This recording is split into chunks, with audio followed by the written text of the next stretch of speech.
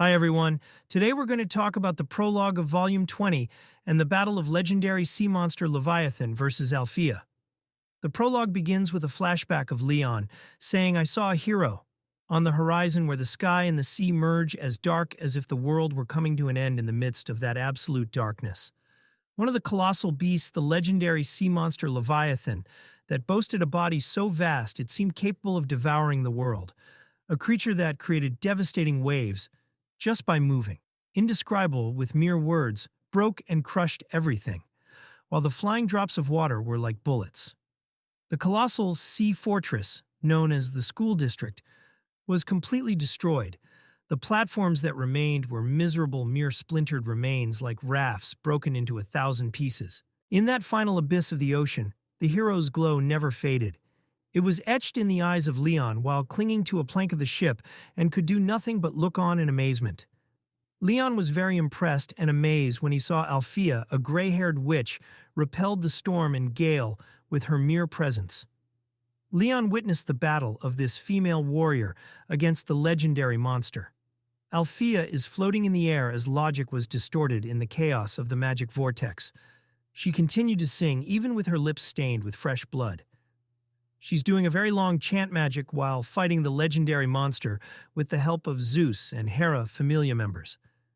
As Alfia continued doing her long chant magic and concentration of enormous magical power, the legendary beast was scared and let out a passionate expression of grief or sorrow and attack, and make a tidal wave broke out.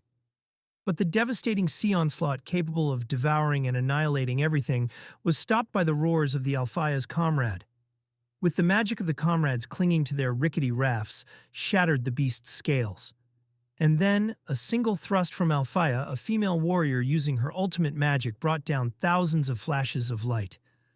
The world that once tinged with darkness was plunged into white. The peak of a devastating explosion, devoid of all beauty, enveloped everything.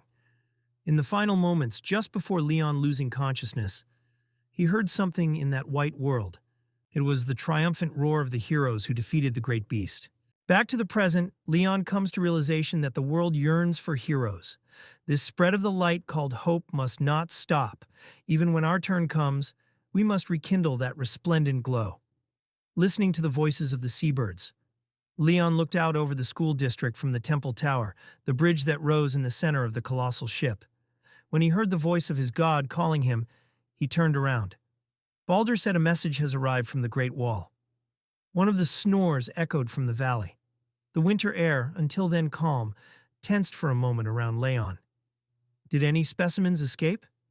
Probably a big one. He seems to be trapped in the school district barrier, but it's only a matter of time before he manages to break free.